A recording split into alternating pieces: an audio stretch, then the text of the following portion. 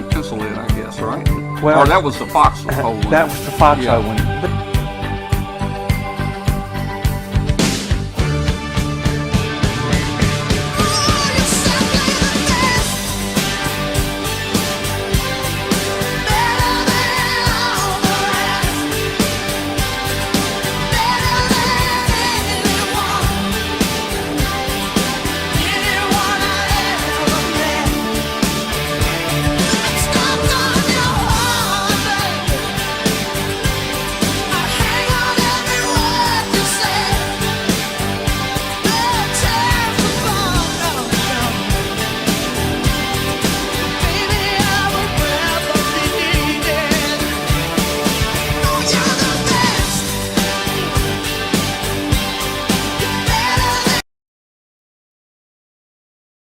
All right.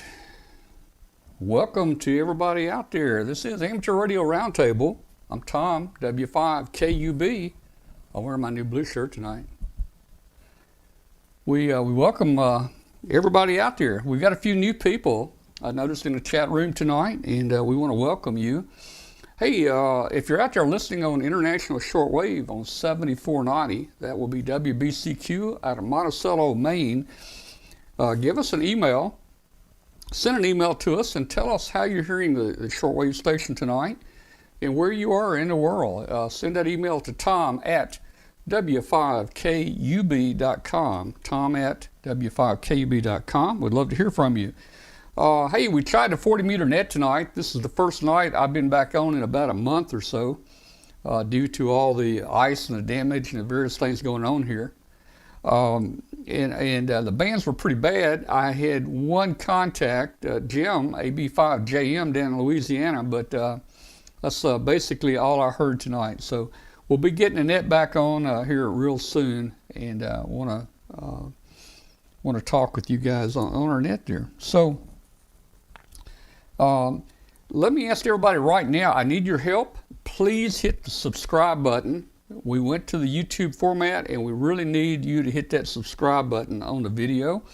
It helps us with our ranking, and it helps us to advertise our show throughout YouTube, and it lets other people click on it and come over and watch the show. So please click the subscribe button. If you'd like an update or a notice when we do go live, click the little bell on there, and that will send you a note, I think, whenever we're live. And sometimes we do have live shows or live things that are going on during the week. It might be something special. For instance, we might stream some of our contacts we make as a special event station for the KA6 LMS special event. So we might be streaming there. So hit the like button. Hey, everybody, if you hit the like button, that also helps us, and it helps YouTube to share our channel with other people there.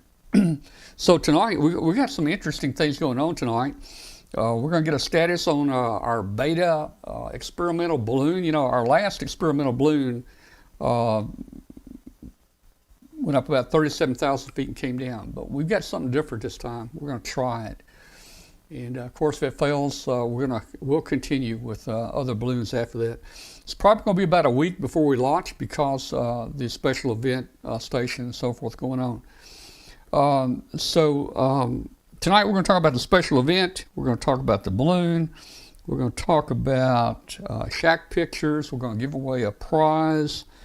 And then toward the end of the show, we're going to talk about something that Katie and I we've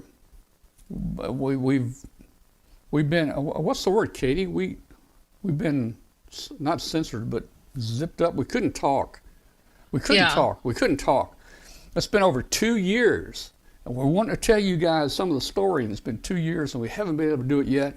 But I was in contact and talking with my FBI agents today, and they told me it's okay. So we're going to talk a little about a swatting incident for this show back 2 years ago on January 29th, 2019. Let's go around the room here real quick, and let's just say hi to everybody. We got Katie up there first. How you doing, Katie? I'm doing great. Hi, Tom. Hi, everybody. Welcome to all the first timers here tonight. There's a lot of folks in the chat and appreciate hearing from everybody. And if you're watching and haven't logged into the chat yet, please do. There's a lot of fun going on over there. And I did see in the chat that it is Cliff, KA8GOV's birthday. So happy birthday, Cliff. Yay. Glad. Thanks for joining us on your birthday, no less. And welcome to all the first timers. And yeah, I'm excited about tonight. This incident that happened on the show a couple of years ago has been one of those things that we've just kind of had to keep on the down low while the law enforcement folks took care of it. And so those of you that are new, you're in for a little treat to see what we went through a couple of years ago. Yeah. And other than that, and I'm going to do a few shack pictures. For those of you that were here in the pre-show shenanigans, as we generally refer to them, is we did ask for shack pictures this week, and because we got so many of them, I have selected 10 for this week, and then we'll do like another 10 next week. I just wanted to space them out. So if you don't see yours tonight, or if you had sent your shack picture in previously and I had already shown it, I didn't pick it tonight. But we'll definitely continue doing that because it's really fun to have those. And again, someone sent theirs in and didn't provide the information, and Tom asked for it. He says, "Well, I was really hoping Katie would make up something." That's bad.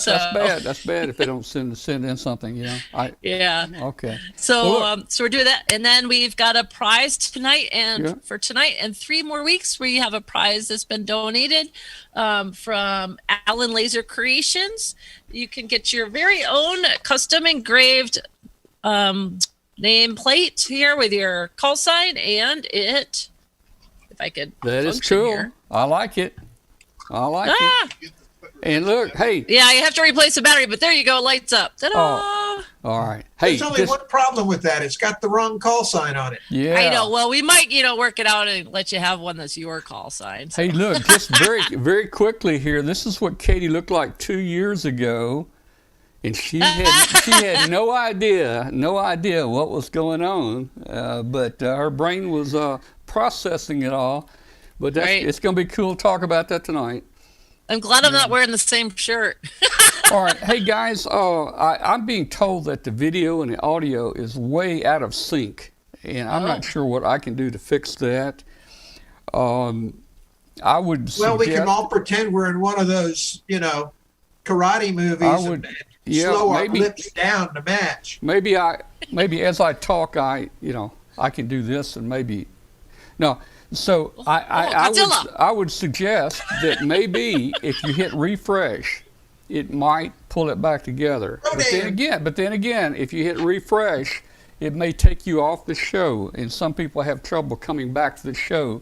You may have to look for it on Facebook to find it. So if you can live with it, live with it. If you can't, you can't. Okay.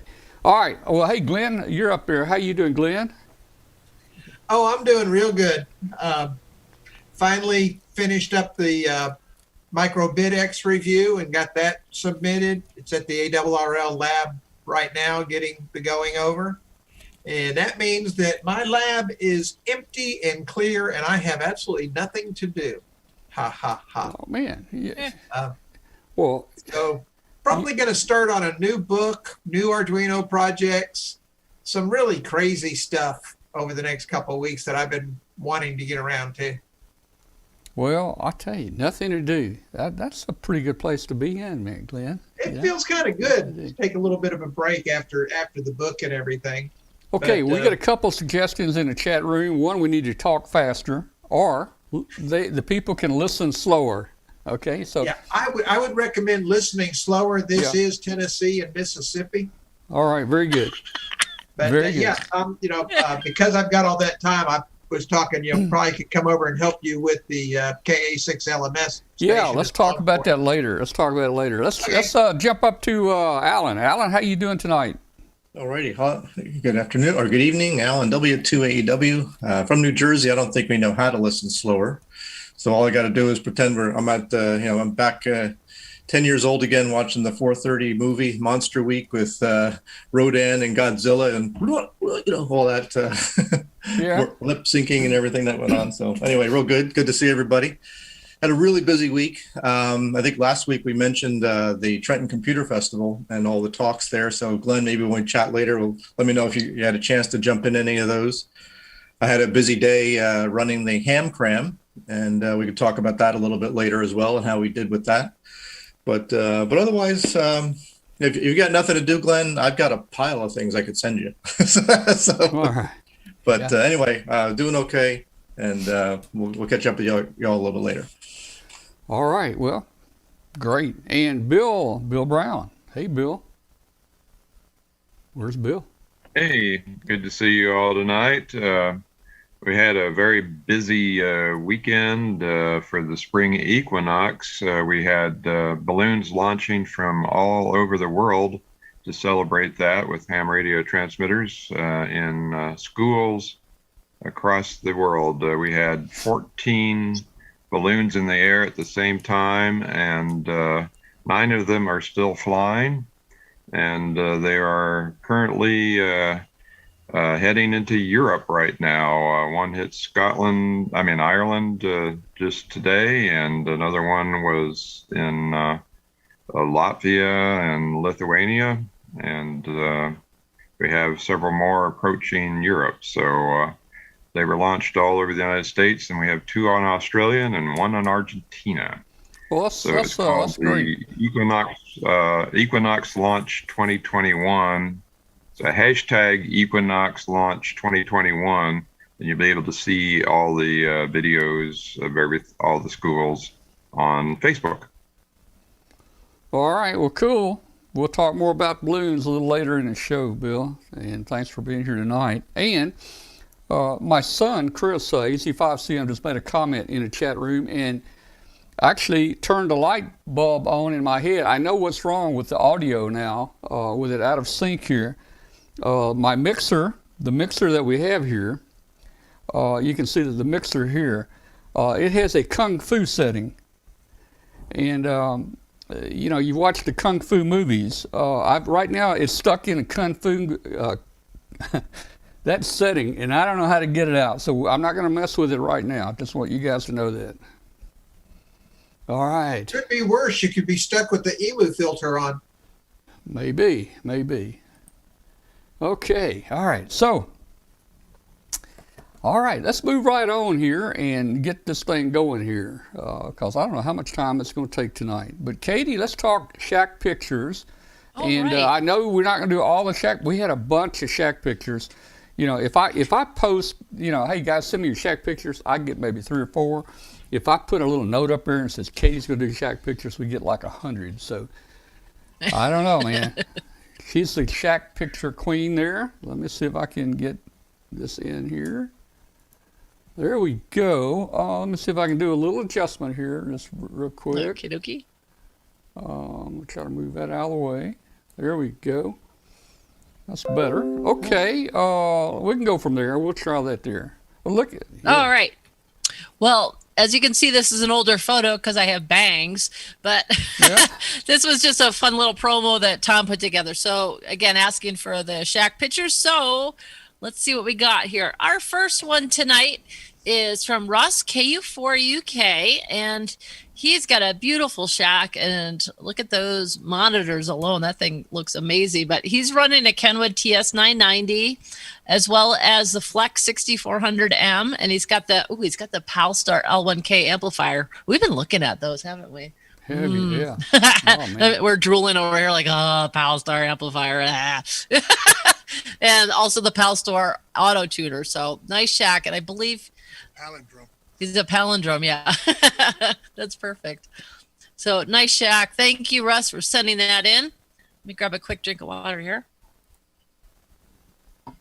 The shortwave. Mark is asking how the shortwave listeners will see the photos. They're going to have to go over to YouTube and watch after the fact.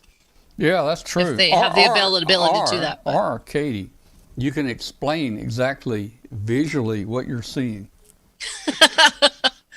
Oh boy, there is a wooden wall in front of it. Looks like an 87-inch monitor with running Ham Radio Deluxe. Yeah, you have been eaten by a grue. Right. All right. Let's continue. Oops, I went the wrong hey, way. All right. Hey, let's listen. If you're on shortwave, you can also tune in on. You can go to YouTube and watch this at any time, and you Right. can see it. Okay. All right, so William K2OFM, and he sent in a few photos, and I thought I'd put them together on this one page. And every time I was doing shack pictures before, I kept missing him. So I'm not sure if you're in the chat tonight, William, but I finally caught up with your photos. And so on the top left is a photo of him in 1978, where he's running his FT101ZD Mark III, along with a Heathkit CW rig. And he's got a Drake R4, and he has two B&W coax switches, as well as for his 2-meter portable, he's running the FT208. There's a Black D104 and his homemade straight key built on a marble base. Of course, being a black and white photo, we're kind of missing some of the prettiness of that, but he also has several CB radios, and above him, a lot of us might remember using a 55 volume encyclopedia. I loved our encyclopedia. We had, I think it was the Britannica encyclopedia. So even as a kid, I was a nerd and liked to sit around and look at encyclopedias. He said he doesn't have an antenna farm, but he has a microphone farm. So these are his microphone collection. And then now in 2021, he has the appropriate picture on here because, of course, on his monitor is a picture of the W5KUB website and his ICOM 7300 for his HF work. And then he's using the ICOM 271 for UHF and VHF, looks like. And he says it's a simple, but it's a complete shack. And he uses two PCs, one for login and the other one for FT8. So thank you for sending those in, William. And let's see what we got next. Da-da-da. All right, Jack. He is AB4WS, and he also has a podcast, which is the AB4WS radio show. And what a fantastic shack he has. And, you know, obviously there's so much in here. He just didn't even list everything, but he says part of his main radio station includes the 7300, the ICOM 7300, the IC 705, the IC 7100, the IC 5100. And then to depart from ICOM, he also has a Kenwood TMD 710 and various other things within there. And I'm not sure if anybody else can spot something that we want to make up for here, but he's got tons of stuff in his shack. And there's a couple of scanners. 1, 2, 3, Is there- 4, 5, 6, 7, Oh, 8, yeah. 9, 10, at least 10 scanners I see on top. Oh, wow. Yeah. Are the ones that are kind of in the top left, are those the Grundig ones? Grundigs? Well, they might be the Grundigs or the ones, I think those look like the Radio Shack ones in the top left there. Oh, okay. Oh, all right. It's hard to tell. Right So, behind yeah. his head, he's got the dartboard 103 tuner. Right. Oh, okay. Very cool. That is quite the shack. So I'm going to guess he's got a lot more stuff that we're not even seeing in that photo. Let's see. Go ahead. Go down. Okay. So now we're going from a big old shack in the house to going mobile. And this is Travis, KI7TEY. And he goes portable when he is not working in the military, as you can see, but he uses a FT991A with a multiple, basically multi-frequency wire antenna. And then he says for the military side of things, he's running a Harris 150 with a standard wire and no power amp. And you see anything else in there? I just want to say thank you for your service. Yeah, thank you for your service, Travis. We truly appreciate you. And, you know, this show is very, very much full of and supportive of our U.S. military. And lots of vets on the show and in the audience. And thank you, one and all. And thank you, Travis. That's a great photo. And, okay, back in. And now we're going to go to some older radios. So this is, and I apologize if I'm not pronouncing the name correctly, but Kiwal is Kilo 9 Sierra Uniform Lima and from Champaign, Illinois. And these are rigs from the early 50s and 60s. We've got the Hallicrafters SX100 receiver and the HT30 transmitter. And he says the first SSB transmitter by Hallicrafters. And he says that Hallicrafters SX115 receiver and the Central Electronics 200V phasing type SSB transmitter. He says these can do FT8.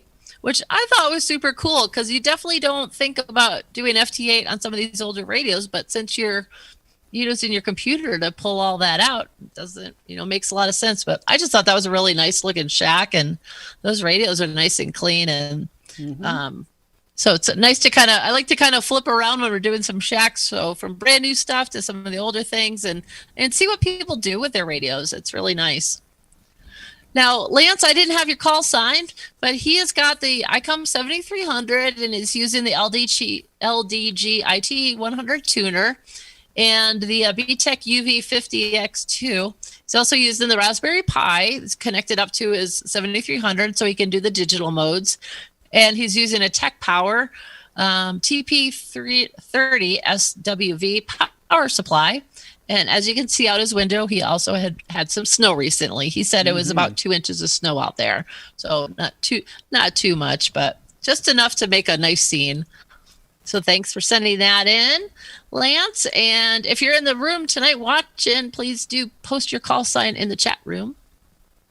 All right, this was really neat. John sent a couple of photos, but this one I thought did the best with all of his gear. Of course, he's operating in this photo. One thing you can't see, unfortunately, with where I put the text about what all the photos are, is he's got a wall full of QSL cards as well, but I needed to find a place to put in the explanation. But this is John, November Juliet 4 Zulu, and he's in Rock Hill, South Carolina. And he's got, for HF, he's using the Flex 6400, the ICOM 7300. He's got the Expert Linear 1K FA, an AE8J Manga keyer. And then for UHF and VHF, he's got the Kenwood TM710 DG, which we just saw somebody else has got one of those, pretty popular for that. A TYT MD 9600M. TYT TH9600. It's using a Mirage B10B1016G, which is a 160 watt 2 meter amplifier. We've been looking into a 2 meter amplifier ourselves here. Yep, Dwayne's nodding. That's one thing. You go through these shack photos and you start thinking, I could need one of those. He's got for his audio, he's got the Heil PR781 microphone. A variety of different things. He's using the Behringer mixer, similar to what we've got here. Actually, that almost looks like the same one we have. He's got a Paradigm dual antenna disconnector and a homebrew selector box. And so he's got tons of stuff going on there. Looks like, obviously, he's chasing some DX and has a great time with ham radio. Really nice shack. So thank you, John, for sending that in. I don't know. Has anybody seen anything else that they want to make up before we move along? I think we covered it okay. A couple of nice curved monitors. Yeah, I was going to say, this whole thing is kind of like a catalog that you get in the mail, and you get to pick and choose and look for what you want to get. Yeah, a couple more curved monitors, he can make himself an igloo. There you go. I love it.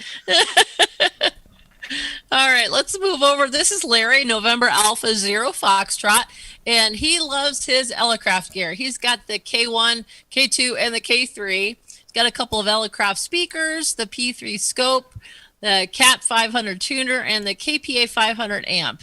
And so he is all about his Elecraft gear. And it's just a really nice, clean shack.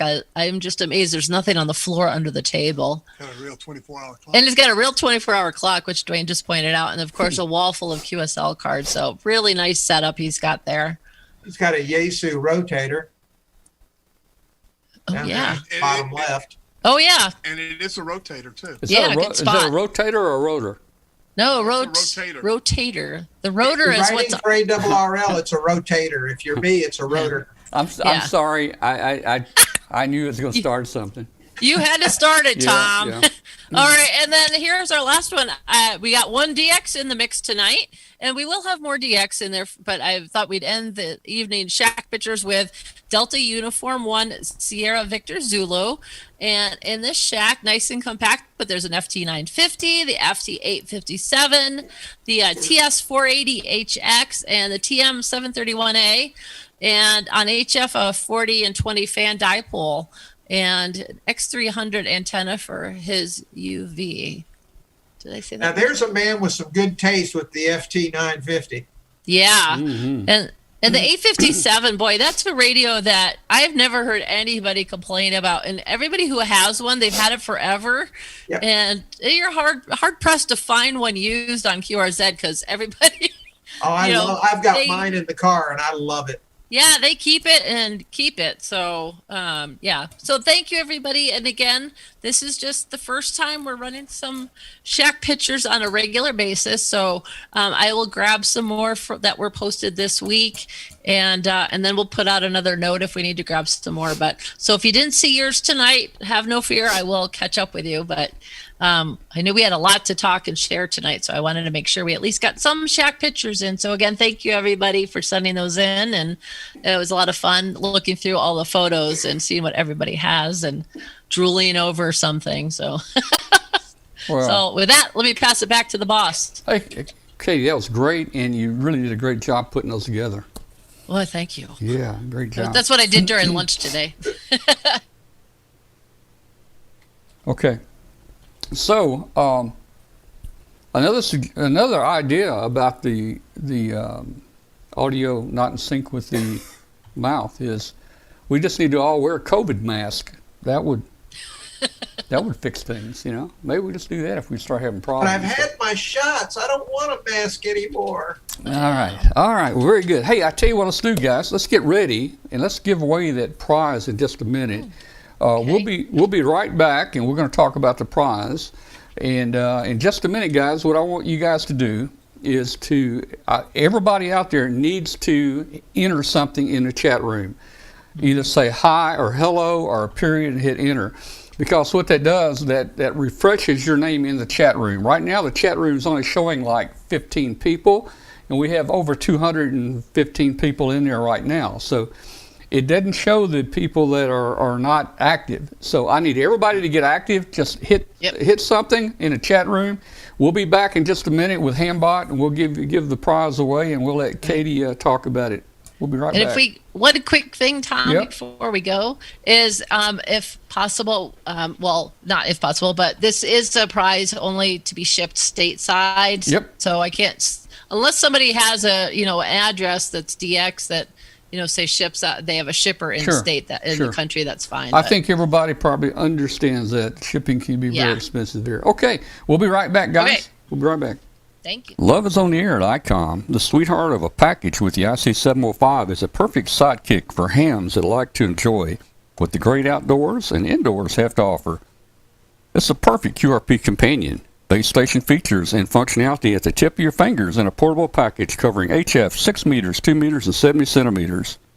Compact rig weighs in at just over 2 pounds with RF direct sampling for most of the HF bands and IF sampling for frequencies above 25 megahertz. Some of the features include a 4.3-inch touchscreen with live band scope and waterfall, 5 watts with the BP272 and 10 watts with 13.8 volts. Single sideband CW, AM, FM, as well as full D-Star functionality. Touchscreen display. Integrated GPS with antenna and GPS logger. The speaker microphone comes standard, and it supports QRP, QRPP operations. The perfect accessory for the IC705 is the now available optional backpack, the LC192. It's got a special compartment for the IC705 and room for all your accessories in a day in a park. It's got a lot of accessories such as the QRP portable magnetic antenna, standard battery pack, lithium-ion battery pack, compact lapel, PTT, Bluetooth and earphone, and much more. And the AH705 antenna tuner is coming soon. Check out our website for free software. Visit www.icomamerica.com/amateur for more information on ICOM radios. LDG Electronics provides state-of-the-art antenna tuners for every amateur need. From QRP to QRO, fixed stations, portable and remote, an LDG tuner will match your radio to your antenna using our lightning-fast, proprietary tuning algorithms. LDG is a family-owned and operated company dedicated to bringing innovative, quality products to the amateur market. All LDG products carry a full 2-year warranty that is fully transferable. Support is only a phone call or email away. We're always here to help you. Visit us on the web at ldgelectronics.com. All right, we are Let me turn my mic gain back up. Okay, so Hambot is going to come out of semi-retirement here, and we're going to do a prize. Katie, you want to let me bring Hambot out of retirement here first, and Hambot's just going to say what we're going to do here.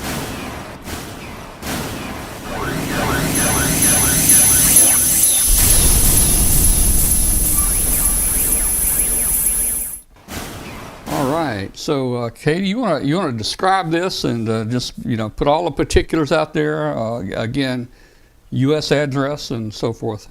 Right. Well, again, thank you to Allen Laser Creations. It was a brand new company owned by my son and daughter-in-law. But so I twisted their arm and said, hey, why don't you make a donation of some of these amazing call sign plaques? So, oops, there we go. These are all handmade and hand crafted, and they light up. What? They're not handmade, they're laser cut. Laser cut, sorry. And so so this week and the next 3 weeks, we're donating a one of these as well for one of the viewers while watching here live, and also for the viewers of W5KUB, the Amateur Radio Roundtable. If you are interested and you want to check out their website, it's allenlasercreations.com, and with a special promo code of, hold on, let me look in, and I'll put this in the chat room afterwards. WY7YL-20, my call sign -20, you could get a 20% discount on any of the items. So they are adding new things to the website pretty much all the time. And there's a variety of different things. They do this, they do coasters. They just made up a recipe box. So there's all kinds of fun things that they make. But obviously for us hams, we love our call signs boxes. So this is what's being donated this week, next week, the week after that, and the week after that. Well, Katie, Hambot picked a name, and it's a regular in the show here. Did you see it? I didn't. I was too busy trying to do this. Yeah. Well, Has anybody replied yet? John, are you there? John, what's John's call? KC7 DRI. Oh, DR. Oh, John, he's a regular. Yay. Yeah, he's a regular on here. So Woohoo! John won it, and John, shoot Katie an email address. You can probably look him up in QRZ, but John, you can shoot Katie an email, and they will arrange to get that out to you there.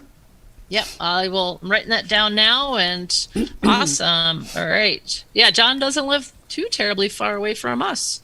Okay. And by terribly far, it's all it's all relative. Well, when you live in Wyoming, terribly not far could be 1,000 miles. Exactly. All right. Hey, I see my friend WB8HRO Tim is logged in here. I'll say hello to Tim up there, up north somewhere. Tim, I hope you're doing good tonight. All right. Well, very good. Okay. So we're going to do one of those the next 3 weeks. Yep. And somebody's going to get them nice. Maybe I'll win one. I don't know if Hambot. I might just have to buy one.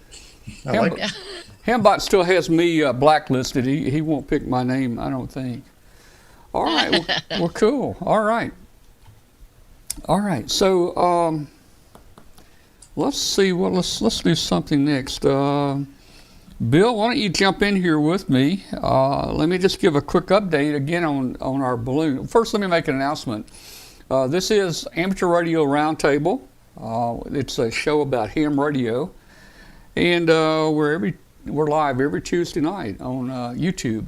If you just go to YouTube and search for W5KUB, you can watch the show. All our shows are recorded.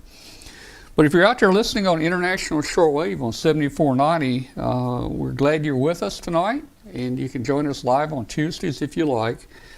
But send us an email to tom@w5kub.com. Let us know where you are. Love to hear from you. Yeah, real quick, Tom. Yeah. John, KC7DRI said his QRZ info is good. Okay, very good, very good. Okay, also, again, right now I need to ask everyone out there, we got some good numbers in here tonight. I'm going to ask everyone in here tonight, please hit that subscribe button. We need you to hit the subscribe button. It helps our channel out tremendously. It helps up our rankings, and it helps grow the show. So please hit the subscribe. If you'd like to be notified whenever we come on live with a special event or something, just hit that little bell and it will notify you. Also, hit the like. If you like the show tonight, hit the like. That also helps us there. All right, so I'm going to jump over to our balloon launch. You know, this show has a large following of people that have followed the balloons and tracked our balloons. And we've had some pretty good successful balloons making around the Earth 3.5 times in 72 days. I think our last one went around maybe 1.5 times. But it was getting pretty routine to send these balloons up and so forth. So we kept, you know, we're wanting to try some different things with it and experiment. Our last balloon we launched was an experimental make-it-home balloon, and it didn't work out very well. The seams, I think, came apart somewhere around 37,000 feet. After I guess it hit super pressure, it just probably split and it came down. We're working right now. We're working with some guys. One of them in the chat room here, if Bernie's here, they're experts again in the balloon field, and his partner there is, I would say he's an expert in the very large stuff. I mean, I'm talking balloons that hold 1 million cubic feet of gas. 1 million cubic feet of gas. The balloons are probably bigger than 2 or 3 houses, and they can lift thousands of pounds. And the guys are working with me on that too. And they've sent me some material to try a new experimental beta test launch coming up this week. And this material is, it doesn't have a seam down the sides. You know, before we had seams down both sides. This material is a tubular material. It's 1.5 mils thick, it's tubular, and you roll off how many feet you want. And for this particular balloon, we rolled off 18 feet and cut it. So we've got to seal the top end and the bottom end. And it's going to look like a sausage. When we finish it, we're going to seal the top end and the bottom, after we put gas in, seal it off. So it'll look like a big floating sausage. It's going to be very heavy. It's going to be 4 times heavier than the SBS balloon that we normally have been flying. And that means it's going to hold 4 times more gas. And it's going to fly about the same altitude according to the float spreadsheet. So with it holding about 4 times more gas, this single balloon is almost going to take an entire tank or more of gas of hydrogen. So we went out and got a new tank, an additional tank of hydrogen this week. So we're preparing for that. I have the balloon material here. The tracker's ready to fly. I've been testing it outside some in the sun. So I've got to get the special event KA6LMS out of the way and a few other things out of the way. So probably it's going to be next week. We will try to launch next week the beta test experimental 1.5 mil heavy balloon. Now, they've got some more material coming out that's only 1 mil thick, and that gets us into the ballpark of like the SBS balloon. It's only 1 mil and it's lighter. The balloon we're flying, the calculations show it doing in the 40s, 40,000. The 1 mil thick material, once we get it, maybe in a couple weeks, we'll fly it. It should get us in the 50,000s foot in altitude, we hope. As long as we can keep enough hydrogen in it, and so we'll be doing that. One of the additional things we've done on this balloon launch that we have not done on previous balloons is I wanted to try something different. I wanted to light up the world. So I built up a 100 milliwatt power amplifier that's riding with the tracker. So normally the tracker is 10 milliwatts. The tracker does pretty good at 10 milliwatts. It can be picked up 9,000 miles away, but the 100 milliwatts should light the sky up. And you know, there's some areas of the world you get into, the 10 milliwatts is kind of shaky. You get into, I don't know, in some of the countries over there a little west of China, you don't have good coverage. You get over the Pacific Ocean, sometimes you don't have good coverage. So I have noticed that the PA must be doing something really well, because I can lay the tracker on the ground out here now with the solar panels up with a 17-foot piece of wire on them, And I'm getting people all over the U.S. picking it up. The 10 milliwatt would never do that. In fact, normally the 10 milliwatt, when I pull it up high in a tree, it normally wouldn't get picked up very well. But the 100 milliwatt on the ground is getting reception all across the U.S. and even into Europe with it laying on the ground. So it's going to be interesting to see. Now, here's my issue or problem with this. We're putting this on a beta experimental balloon. This balloon may not stay up more than 1 day, so we may not be able to test much of the 100 milliwatt tracker. There's a fine point here, and Bill can probably talk about this in a minute. There's a fine point here of filling this up. Now, we've always gone with like 6 grams or 7 or 8 grams of free lift, but we're dealing with completely different size balloons now. So the balloon experts on the bigger balloons out there they're saying you need to measure it in percentage. And if you really look back, you know, and they're thinking 5% is a good place. So if you really look at 5% of what the SBS weighs, and SBS is 109 plus the tracker, so 5% of an SBS weight would be about 6 to 8 grams. So that's about 5%. 5% of this balloon is going to weigh like 480 grams. So 5% of this balloon is going to take 23 grams of free lift. Again, though, that's only about 5 or 6%. So we got to be very careful. They've tested the material. I don't understand all the millibars, the pressure, but they're telling me at 8% free lift, we're within like 1/2 millibar of the balloon coming apart. 1/2 millibar.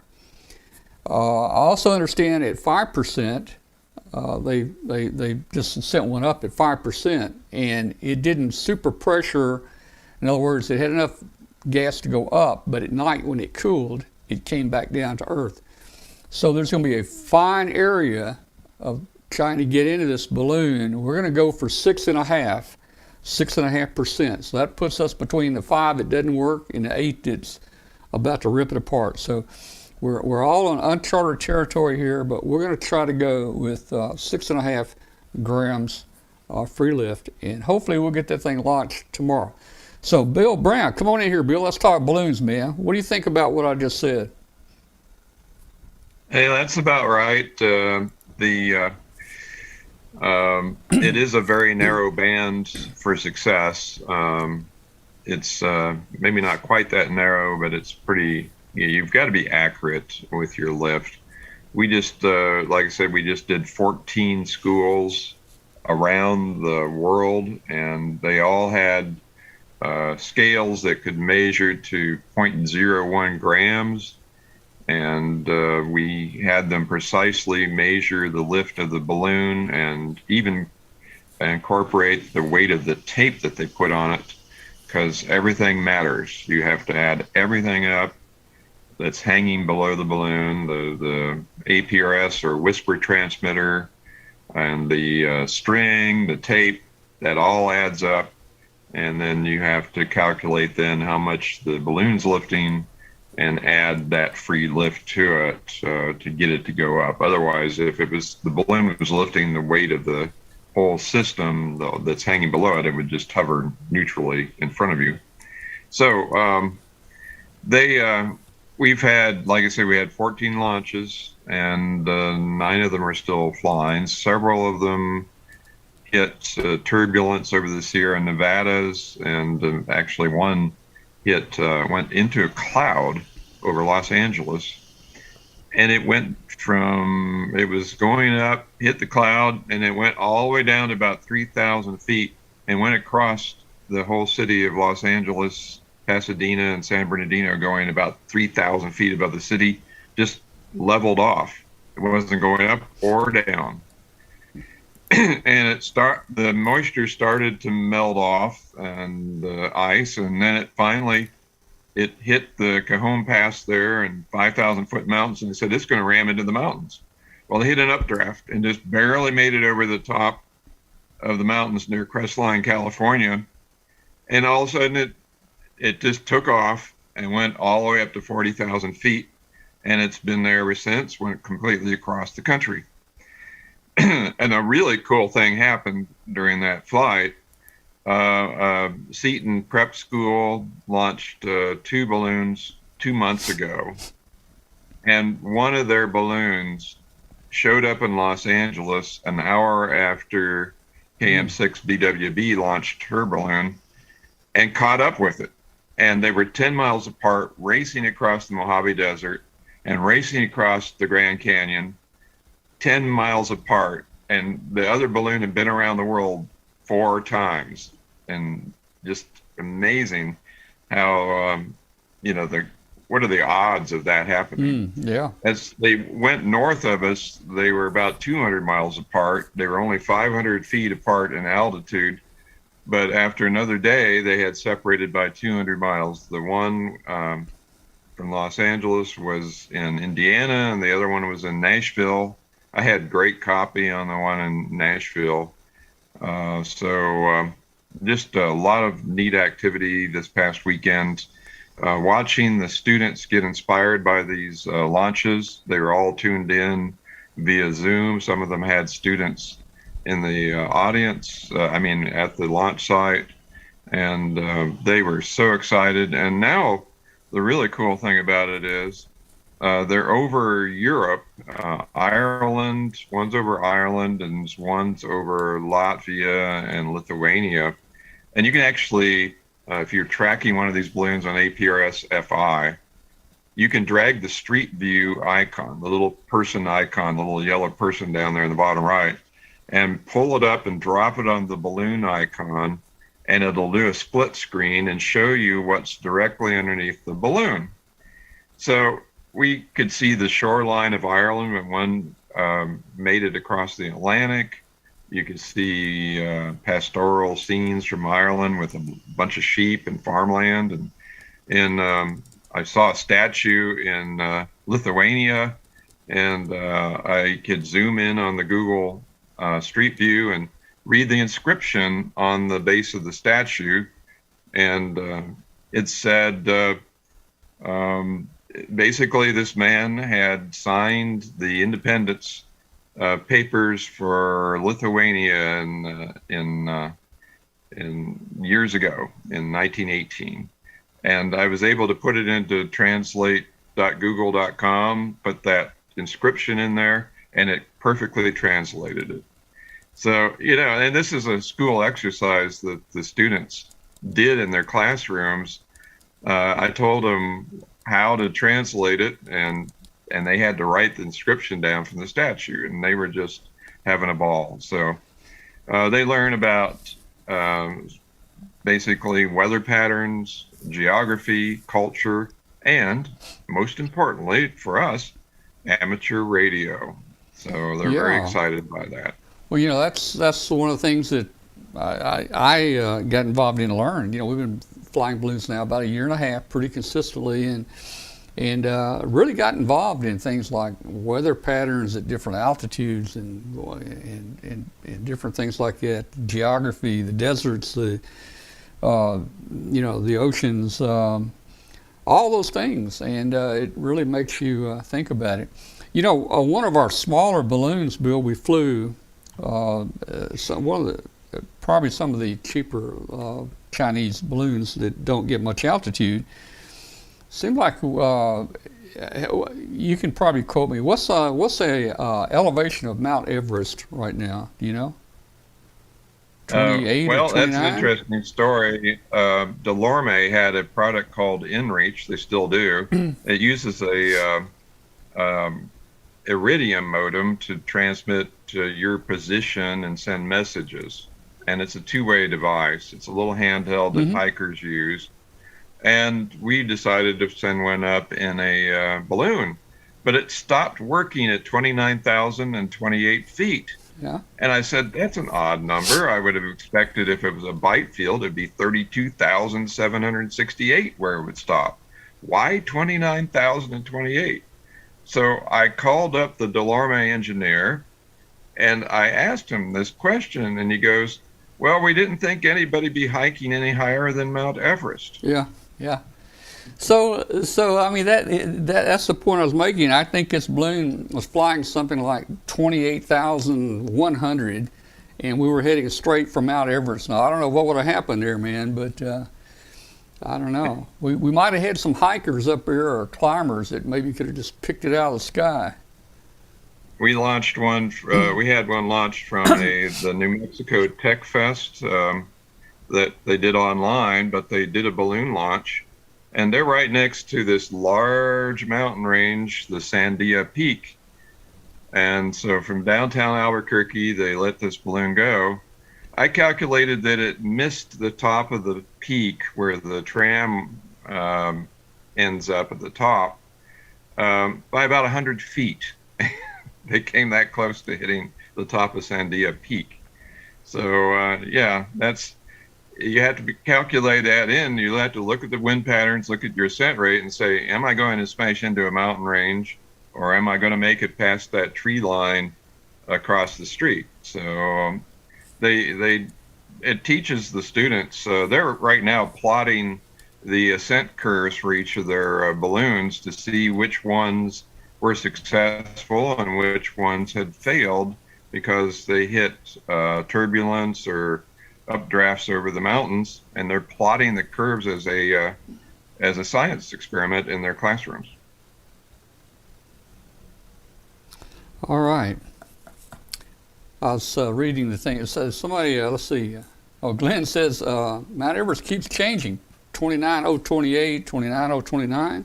I guess a person could take a shovel up there off the backpack and kind of change the elevation a little bit, couldn't he? They made a movie about that. Oh, did they? About changing the elevation, or just? It was the Englishman who went up a hill and came down a mountain, I think is the name of it. And this little English town had their claim to fame with having like the highest peak, and then the cartographers or geographers came along and they measured it and they were short. So they ended up, the whole town gathered up and they were hauling dirt up to the top. Oh, man. I've seen the movie quite a few times. It's just I'll have to pull that up and watch it. Yeah. That I like a may fun have movie. it just, what? Snow and ice. Oh, Dwayne's just saying about Mount Everest that snow and ice could be making the difference with those Well, yeah, I guess it could. measurements. Yeah. Yeah. I think a lot of it had to do with the accuracy of the measuring instruments because Yeah, that very well could be. those numbers are from my high school days, and that was back when dirt was new and improved. Right, exactly. Yeah. So who knows? Talk I about- wouldn't believe it. If you want to talk about accuracy, I remember talking to one of the historians down at in Fort Monmouth, Camp Evans, where they ran Project Diana a little over 75 years ago. It was where they first bounced the radio signal off the moon back in 1940 in the 40s.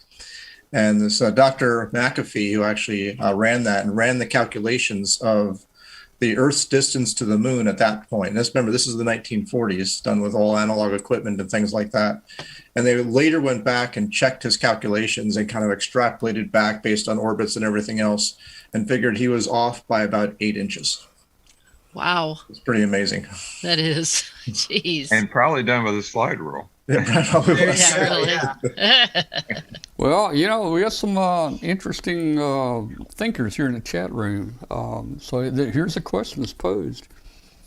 Does the elevation change hourly? What about high tide, low tide, height above sea level? I mean, how does that work? Is the sea level an average or? Yeah, whose sea level are they using? Yeah. Well, Walk Tall here in the chat room says, just so you know, the elevation readings on and in reach are very inaccurate. He knows because he uses it for backpacking. So, interesting. Well, I know one thing, a ham radio would work very well up there because our little 10 milliwatt at 28,000 works very well. And at 45,000, it works very, very, very well. And this next one, Bill, if we can just keep this next one in the air, I'd like to see what that 100 milliwatt does as it circles the Earth. I just want to compare it. My chase crew has asked that you turn the JT9 on for this next flight, Oh, boy. so that when they get close to it, they can get an accurate position report, because right now their search area is 6 square miles Yeah. of woods and clearings and hills. So they're having a difficult Yeah. time. Okay. Well, I can do that. I can probably turn the JT9 on, but my luck is the And that solar would be a panel. fun thing for the people to listen for. It doesn't quite have the signal to noise as Whisper, but it's pretty Yeah. darn close. And so you had JT9 on one of your flights, and I had great reception on it, almost as far out as the Whisper. So it's a really neat mode, and you can embed the actual latitude and longitude and altitude in that, whereas the Whisper mode, we have to limit it to a 6-digit grid square, which is about a 2 by 3 mile box. So when you're on the ground, we just had one here at the University of Alabama, Huntsville, K4UAH-7. It went up, and the balloon popped and came down near Ohatchee, which is kind of a rugged area along a lake about 70 miles southeast of here. And it was heard all day yesterday for a couple hours while it was apparently up in a tree. And it was in fact heard all over the country and Hawaii while sitting in that tree. And we know where it is within about a 6 square mile area. So unfortunately, we got a lot of storms coming in, and we weren't able to go down after it. A little thing called work gets in the way sometimes Yeah. of Well, you know, rescue funds like that. We had one that went down in Mississippi, and it's 6 miles square, and we went down and looked for it. 6 miles square, or is it 6 square miles? I don't know. 6 square miles. 6 square miles. That's a big area, let me tell you. That's a really. That's a small needle in a very large haystack. Yeah. Yeah. 3,600 acres. Bill, I found a way to solve that work getting in the way problem. Oh yeah. I guess you did. All right. Well, hey, let's just check real quick with Glenn, see if Glenn's got anything new you want to talk about before we move on here. You and Alan. So pick it up, Glenn. Anything going on? Well, I do want to talk about or give my take real quickly on the Trenton Computer Festival that Alan was a part of and got me involved with. They had an outstanding forum on the Apollo 11 navigation computer that was just phenomenal. And I really, really enjoyed that, and caught a couple of the others, and there were time conflicts with the rest, so I'm just waiting for those to be posted online to watch. But it was something good to go attend for a Saturday afternoon. I have a question for Alan. Are those talks still up, available on YouTube, that we could listen to that Apollo 11 talk or some of the other ones? Yeah, they haven't been posted yet. In fact, I just emailed the organizer, who is one of the double E department chairs at the college, and he said that once they get permission from all of the speakers, they're going to wind up putting all the recordings up online, but they haven't been put up there yet. But that talk, that the Apollo 11 flight computer, Glenn, that Frank O'Brien's given that talk many times. I saw it several years ago. There are a couple of recordings of it from various other forums and things like that that you can find on YouTube if you search for it. But I'm sure that Frank's talk from TCF this weekend will be up there at some point, as well as probably most of the others. So, but yeah, I'm looking forward to when the recordings get posted, because since I was doing the ham cram all day, basically from 9 in the morning until about a little after 3, I wasn't able to see any of the talks. So I want to go back and check them out on the recordings. But we had a good day with the ham cram, though. And we had probably in the neighborhood of 15 to 18 people in the ham cram. I've got a set of slides that I put together over the years that is based on the KB6NU No Nonsense Study Guide And we've had really good success when we've done it in person. This is the first time we've had to do it remotely. So I had myself and then two fellow ham friends of mine, K2PAT and WA3NEQ, help out with the presentation during the day. And then we also wound up doing the David Sarnoff Amateur Radio Club wound up doing or coordinating a virtual VE session in coordination with actually a ham in Hawaii that developed a method to do everything virtually and get all the paperwork done and and everybody is on camera and things like that. They had a couple of different breakout rooms to do tests.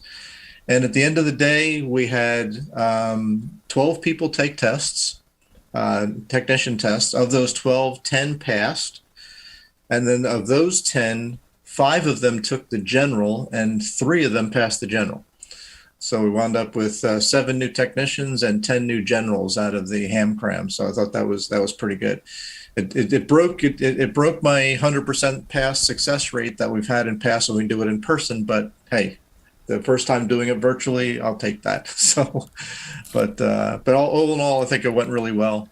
And if anybody is in the chat or anybody who's listening is interested in a copy of the slides that I use, they want to run your own ham cram, so just let me know. Just shoot me an email. Of course, the slide set is only going to be good for the rest of this year because the technician class question pool changes next year. So, but you got one more year to use it as is. So, but anyway, overall, it was a good day, but that kind of took up about half of my weekend. So, hence the reason we didn't have a tech tips program for tonight. So, but overall, I think time well spent. That's really great. Did so for these ham crams, people generally they do some studying ahead of time on their own, right? And then so they're already coming with the basic knowledge, and then you kind of finish it off. Yeah, the whole idea with the ham cram is that obviously 6 hours or 7 hours is not enough time to teach all the material. Right. So if you look through the TCF website and the link for the ham cram, we tell people here's the KB6 NU study guide. Go download that. We're basing it on this. Study that. Go through it. Maybe get a technician book. Whatever you want to do to study. The ham cram is basically to review all this material, to help you understand and get a feel for where you're comfortable and where you're good, and in more particular, where you've got some questions or problems so that maybe we can answer those during the ham cram. And then after we finished up the ham cram, we had about 45 minutes to run some practice exams. So I just ran some practice exams live interactively with, from, QRZ, and just ran some of those practice exams and I'd read the question, everybody would type in their answer in the Zoom chat, and then we see if they were all right. And, collectively, everybody passed each one of the exams, but unfortunately we had 2 that didn't make it. But yeah, pre-studying was an absolute necessity because you couldn't just teach all this material. And I told people who were I said, anybody who's, technically inclined or in engineering or something like that, because a lot of attendees were, part of the college. I said, you'll probably find that the general and extra exams will come easier to you because they're less about rules and regulations that you have to memorize and more about technology and engineering. So that kind of prompted some people to take, the general, and again, we got a couple of new generals out of it. So it all worked out good. But you're absolutely right, Katie. Pre-studying was really a requirement, and I think those that didn't pass probably didn't do that pre-study work. All right. Well, hey guys, we need to move on, I guess, with. I just wanted to mention one thing about band privileges. It turns out you can operate Whisper on 10 meters as a technician class. So those of you who want to try out Whisper, and as the band starts picking up, which I expect it to in the next few months, and particularly as we get into summer, we get a lot of short skip. So go on 10 meter Whisper mode, and you can do that as a technician class. All right. Hey, let's mention again, the KA6 LMS special event is happening right now. It started about an hour ago, so there are people out there making contacts right now. Katie's going to be operating some. Listen for her. Also listen for me. I'm going to be operating some. Let's see, I've got a card here. I will be KA6LMS/4, and at times I will also be W6L. So if you work me on, if you need both those calls, you can work me on both of those. I'll probably be on 40 meters, and we'll send logs in, and there's nice certificates and everything that you can get. You can get a clean sweep. You can read all that at the website. It's www.gsbarc.org/LMS for Last Man Standing, and you will get all the information there you need. And we're going to have fun doing it. So we're not going to be on a whole lot over the next 3 or 4 days, but we will be doing some operations and making some contacts here. Glenn, get with me later and let me know if you want to come up one day, a Saturday or something, and we can make contacts or something, whatever you want to do. Yeah, that sounds good. Yeah, I'm not a real contester, but it could be fun, and we may, have a lot of fun there. Well, you know me, I love pileups, so Yeah. it'll be fun. All right, so hey guys, let's bring Katie in here, because this really affects Katie. Katie, are you there, Katie? Katie, come in, Katie. I am here. You have to say so. There you go, Katie. Okay. So we're going to talk about something here that Katie and I we've been wanting to talk about for a long time, but we were just politely asked not to talk about it. So it's been 2 years and 2 months now since this happened. I've got a video I'm going to show you in just a minute. It's a 2-minute video that I took out of that Tuesday night, and you can kind of see what's going on. I want to explain to you so when you watch the video you can listen for it. So we're starting the show. You do have the right to remain silent. Yeah, we're starting the show up, and everything seems like it's going normal, and you'll actually hear me being interrupted, and you have to listen closely because the SWAT team didn't have a microphone. You have to understand they were unmiked. So you'll hear interrupted. I tell Katie and Martin, Jew, and others to go ahead and continue with the show, that I'll be right back, because I'm being asked if I will come to the other end of the house and talk to, the SWAT team. And I'm thinking, now what did I do to deserve this? When I was in college, I did steal a road sign once. Did you file your taxes late? I did steal a road sign. That's all I've done. I did call somebody once and asked if the refrigerator was running. But anyway, that's about the worst I've done. So I leave the room with them to go talk to them and let Katie and Martin continue with the show. But what I didn't realize was I still had my microphone on. And I didn't know that. So you can hear me talking to the police. And if you listen carefully, you'll barely hear them talking about Katie Allen and how she was shot with a shotgun, and then you'll hear how I bring the police, the SWAT team and the police back into the studio. I'm wanting to get them on the show, but they won't get on the show. They say, no, we can't do that, and they can't do it. But they did want to see Katie to make sure she was okay.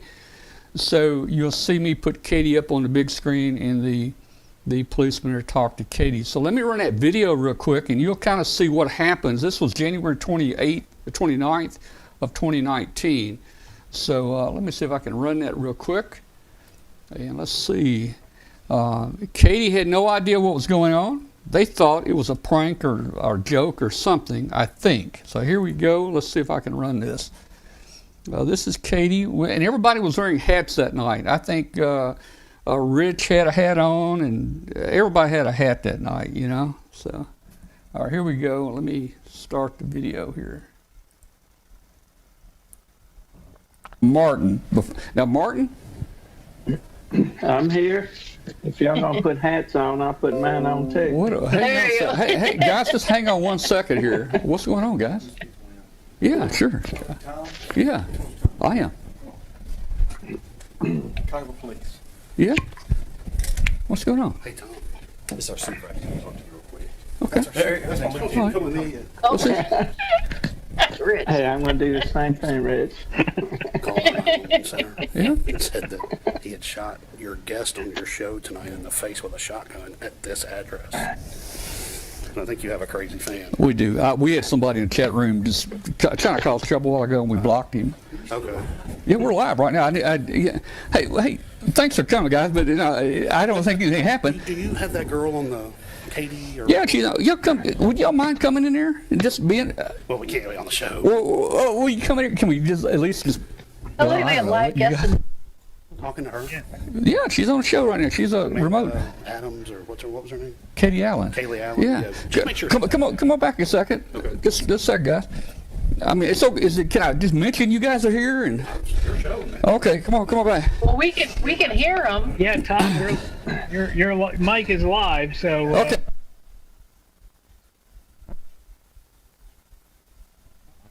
Hey, guys, you guys aren't gonna believe this. You guys aren't gonna believe this, but I've got half the city police department here in the studio.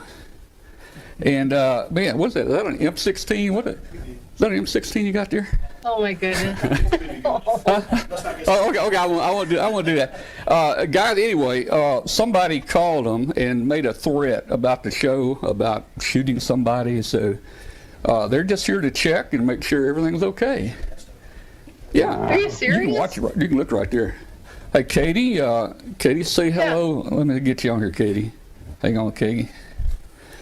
Katie, Katie, say hello. Yes, Katie. Clearly not shot. Hi guys. Yeah.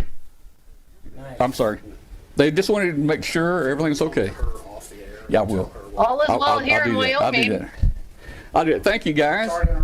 I thought I was getting arrested for something, man. Martin. Now, Martin? All right. So, that's kind of how it went down that night in the studio here. Katie was probably in the blind. I know you guys didn't really know what was going on. I didn't even know what was going on. In fact, I'm gonna give you the quick rundown, and we'll discuss it. The doorbell rang about 8 o'clock, and the show starts at 8 o'clock. So I'm starting the show.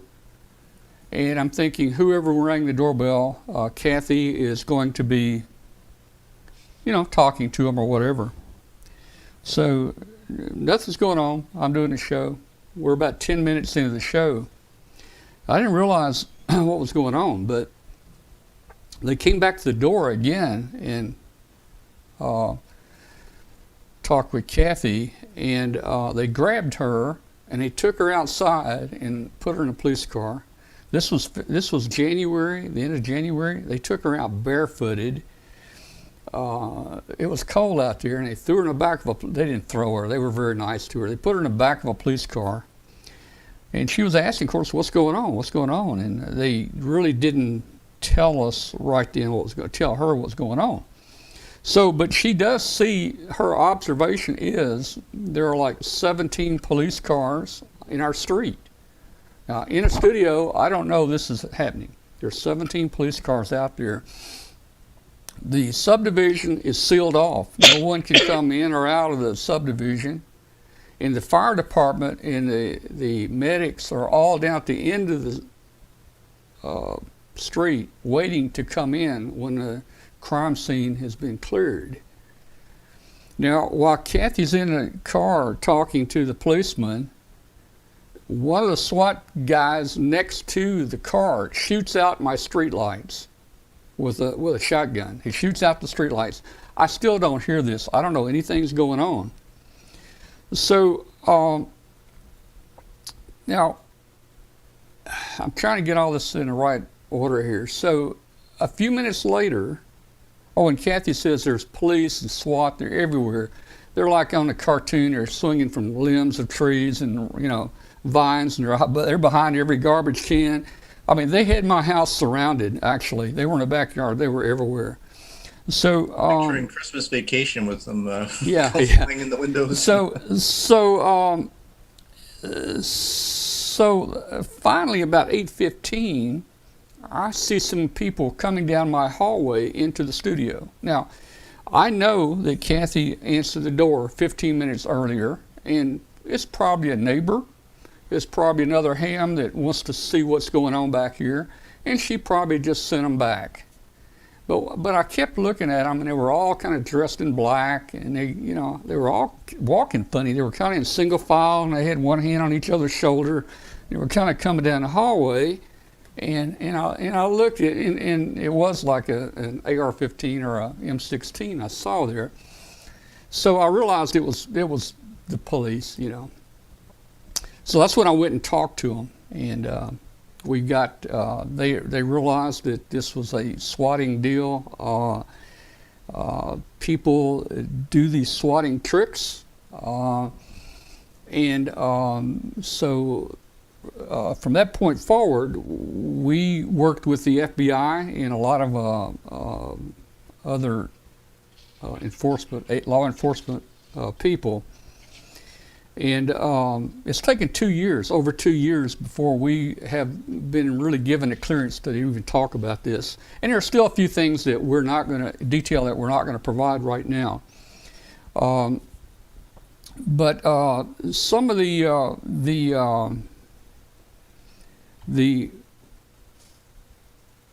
lot of people that do the swatting, they do it to try to watch live things. Anything live, they try to swat it. If it's a live fish tank, they will call in a SWAT where they can actually watch the police come in and get around the fish tank. So they swatted us that night. Now, if Kathy had not opened the door or had not been here, it would have been a different story. And probably, who knows, man, a tear gas may have come through the studio window. I have no idea.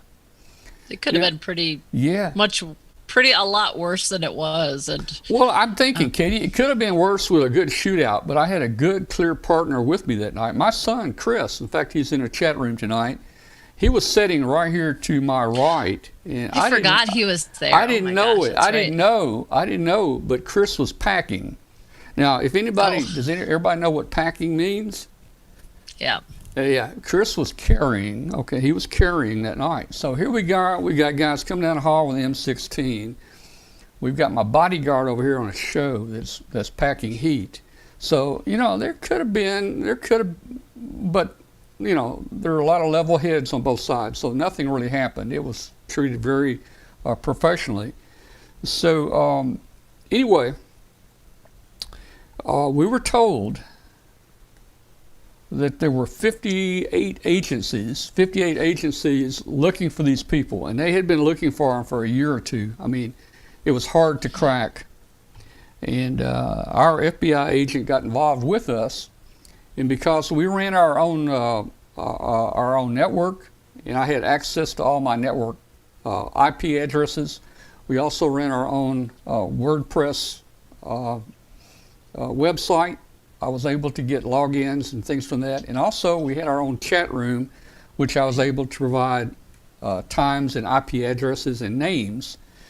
And when the FBI took all that data, they were able to put it together, and they actually found out who this was. Now, the call came in through what we call VPN.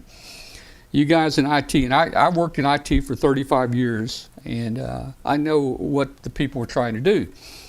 You think with VPN, you're completely secret, nobody can trace you. That's not true. You can have all the VPN you want, but there is a track and ways to find out. It's just more difficult.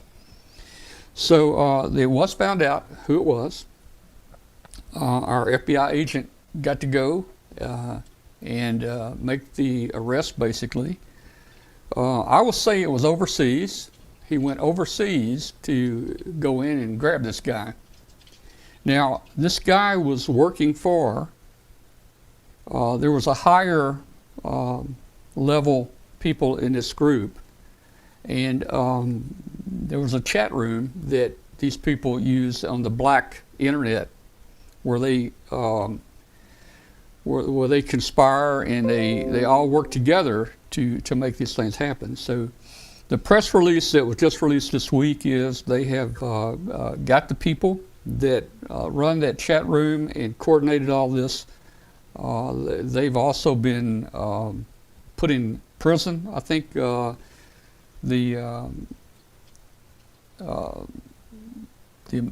terms were like 33 months or something like that on one guy, and I don't know about the others. But there's still some outstanding people that have been arrested, that have been verified that took part in this, and so that's why we're not going to talk a whole lot about them. But Katie, for weeks we didn't know anything, right? We were trying to figure out what was going on. I mean, what's your thoughts about this? Well, yeah, it was, when we were going through it, it was just kind of, it's that shock of like, what are we actually hearing when we're hearing the police talking, and then hearing the police say that they were looking for me and that there had been a report that I had been shot in the face with a shotgun. It still gives me goosebumps to think about it, because that was just, I had never heard of swatting before. When I Googled it, after the fact, I'm like, they do, this happens to like gamers and sometimes some famous people. I think there was like a former secretary of the state or someone that had been swatted, but I'm like, why would we, who's going to pick on us to do that? But the fact that they obviously had been watching us and ended up at Tom's house, and I'm the one who supposedly had been injured and out here in Wyoming. And I actually spoke to one of our deputies before one of our next shows, because we had no idea. We knew that whoever was involved hadn't been caught, and we thought, heaven forbid that this continues or someone tries it again, or maybe does it in the reverse. So I talked to Eric, who's, like I said, one of our deputies here for the county, and just said, listen, I want you to know I do this show, and we had this swatting incident, and just in case you get some oddball call on Tuesday night, that's what's going on. I realize you'll still have to come up here, but please come downstairs to the back door, because that's where I'll be. But it was obviously super scary, and hearing what Kathy went through. And thank goodness she was there, as you said, Tom, because I'm afraid to hear what would have, even think about what could have happened if she wasn't there to answer the door and finally convince them to, go inside and talk to you. But yeah, it's taken 2 years, and we've had to keep this under wraps. And, you read about it on the news and don't think too much about it, but people have been killed because of how they react when, you're suddenly stormed in your door by the police for something like that. It's absolutely frightening. And it didn't happen where I didn't have them showing up at my house, but being the supposed victim is certainly, has affected me. Yeah. And it's still something that makes me anxious when I think about it. And I think about, and I still every now and then still worry that something like that would happen again. It seems so random that it happens on this show. So it's like, hopefully now that the people that have been involved and the bigger group that's been involved have been caught and dealt with, that, hopefully we won't have to again. But yeah, that I can't believe it's been 2 years. And, but yeah, what a crazy experience for sure. Yeah, well, definitely. Well, I hope we don't ever have to repeat that one. Well, you were the victim, but you weren't even here. And right. Exactly. The call basically was, I shot Katie Allen in the face with a 12-gauge shotgun. Right. And that was, we both listened to the tapes of the phone call, and we tried to help identify, and of course we didn't know, we couldn't tell, but it'd been different if the person had said, hey, I shot this person, and I'm not going to give up, don't try to come in and get me, or, it could have been a lot worse. I think within 2 weeks after that, there was a swatting incident somewhere I saw in the news, where it was a gamer type deal, and they were sent to a home, and they went to this house and they asked this person to come out, and this person had special needs, or was something was an issue there, and he didn't follow instructions, and he was shot and killed right there on his doorstep. And he actually was not the intended person. the intended person had already moved out of that house, and this was a new resident that had moved into that house. So, it's it was an interesting thing, but it was kind of neat that our show basically was what broke the case. Again, 58 agencies around the country have been after these people, and our Memphis FBI agent, with the information we provided, basically solved the case. So we're glad about that. And I've talked to the police here. I've got to know several of them a few times, and I said, now, it's Tuesday night. Now, if you get a call, you're not coming to my house, are you? And they said, no, we're not coming. We got you in a record. If we get any call and we pull you up, we're going to know who you are. So that was interesting. Yeah. Yep. So that's an interesting part of our history. Okay. Yeah, Kathy just reminded me, the group, and I'm not going to talk a whole lot about it, but the group they're involved in is basically a white supremacist neo-Nazi group, and it has its roots, I think, out of Germany, and it has a German name to the group. And they're some pretty tough guys. They were responsible for some of these nightclub bombings and other things, is what I've been told. So there were some, some bad guys, and I guess in their spare time they just like to do prank calls, like these SWAT calls. When I was a kid, we did prank calls, but like we would flush the toilet or burp in the phone and hang up, but certainly nothing like what's happening these days. This is way beyond a prank call. This is just, it's absolutely criminal behavior. Yeah, one of my first jobs in Miami, I was a DJ at a Spanish radio station, and I had the weekend shift. And lo and behold, at about 1 a.m. Saturday night, Sunday morning, I got one of those calls from one of the Cuban terrorist organizations, and it was not fun. Well, Terry asked, what overseas country? I'm not going to say what country, Terry, right now, but I'll just say it was probably very close to you. I'll just say that, Terry, and I'll leave it at that. And everybody else can put together what that means. Yeah. Then, it's one of those you don't really need to know at this point. Yeah. You need to put them away. Yep, and they are. So we know at least. And I think there's still more in the greater syndicate of this group of folks, but at least the people that were directly involved in this were finally caught and have been put to justice. So thank goodness for that.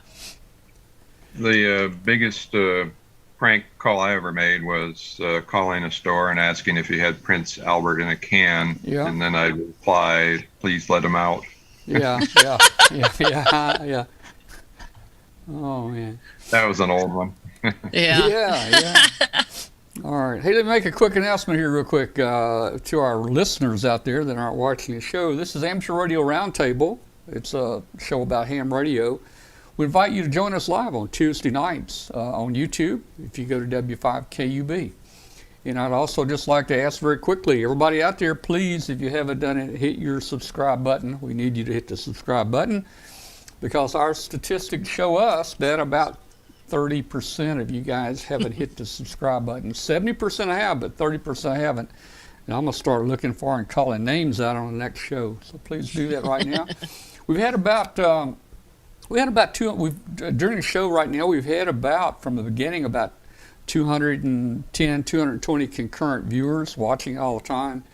Looks like we've had about 1,268 people join the show tonight. That's great. So, we've got a good turnout on the show tonight. Well, okay, so that's probably about all we can say. Katie, anything else? Any thoughts or comments about it? Who else was with us that night? Well, I say Rich was with us, and Martin was with us, and you were there, I think. Yep. I think that's it, because it was the end of the month, so we were doing our That's right. CQ segment. All right. Yes, it was. Yeah, I was watching that night, but Okay. I wasn't Yeah. on. Yeah. So that was the end of the month. Yeah. Okay. No, I don't. I'm glad we can finally close the door, close the book on this chapter, because that's just, yeah, it's just not nice, and Yeah. it just it brings up bad feelings for sure, because it was just All right, such an well, awful thing. And this just shows you, in case people have ideas out there, and there's always copycats and stuff. I mean, I don't care how much you want to try to hide your identity. It can be found and traced. I don't care if you use VPN and you go through 3 VPN servers or routers in 4 different Eastern Bloc countries. There are ways to still determine, where you are, and so I think they did a good job in digging through this stuff. Yep. I must have had a very smart FBI guy, very young guy, FBI agent. His degree was electrical engineering, and Nice. a very young guy. I don't know, Kathy, you know about how old he was? Maybe 40s, 40, early 30s, maybe. Young guy. Yeah, I may have worked with him on some of the Yeah. school system stuff I did, because I worked with a couple of the local FBI guys, and they were very electronically smart. Yeah, so he was an electrical engineer, and he was able. Oh, that's not good. Uh-oh. That's not good. Wow, that's a new one. Well, okay. Oh, hey, I'll go to that one. Must be time to end the show. I'll go First to you've that been swatted, now you're question mark. one. Man, I don't. Gee. Okay. And now we get the side view. Well, we'll keep you guys up. I don't need to be on there right now. All right. So yeah, young FBI guy, and he was actually he was credited with solving the case out of Memphis, and he actually got to go overseas to make the arrest. And the people overseas, the law enforcement over there says, "You really think that?" They listened to the recording, and the guy had no accent at all. And they said, "I don't think that's your man." He said, "Yeah, we think it is." And when they went and located him, he was the man. Yep. Yeah. That's impressive. It's Maybe- impressive. maybe, like you said, there was maybe 58. I'm sorry. Maybe a hacker just cut my camera off. I don't know. Yeah. I don't know what happened, man. Yeah. But yeah, definitely. And obviously, it wasn't just because of what happened to us. There was very many others that this had happened to, which is what allowed them to gather enough data. But I really think a lot of, they certainly, what Tom was able to provide definitely helped a lot in the case. Oh, he's back. Ta-da! Yeah. All right. Oh, man. Yeah. So I'm seeing in the chat room quite a few people said they were watching that night and appreciate finding out finally what actually happened. Yeah. Well, I've been wanting to tell you guys for a long time, but, I guess things you say could affect the case, and, Right. it might put it in jeopardy. So we tried our best. Yep. About every 6 months, I'd ask the FBI, any update? When can we do it? When can we? Well, we're not quite there yet. This past year, they told me COVID was slowing them down. So, yeah. All right. So just as a reminder, we'll just change the subject to something bright and peppy. Yeah. The next 3 weeks, we're going to have a prize on the show. So make sure you log in and watch lives, and you could win your own call sign plaque and call sign name and plaque. And make sure I turn off the battery this time. So lots of stuff going on this week as the Last Man Standing special event station. And I saw some folks in the chat room said that they've already made some contacts, and Tom's going to be on the air. That's right. We're going to get on the air. Maybe Glenn's going to drive up to Tom's house and get on the air. That's right. So and it this should- is, if you're not familiar with it, we've got some people from overseas that are watching the show tonight. This is, how would you describe it? KA6LMS is actually the club station for the hams that put on the TV show Last Man Standing. Right. So there's some tie togetherness there. I can't say it's a Last Man Standing special event. I don't think you can say that. You can say it's a KA6LMS special event. Katie's been out there and saw him. Kathy and I went out there. There's a picture of me talking to Tim, and enjoyed talking with Tim. If you watch the show from the early days, that is who is that, Katie? That's Mandy. Molly. Mandy. Yeah, Molly. Her real name is Yeah, Molly. in fact, she's holding up. They came up with a second QSL card for the show.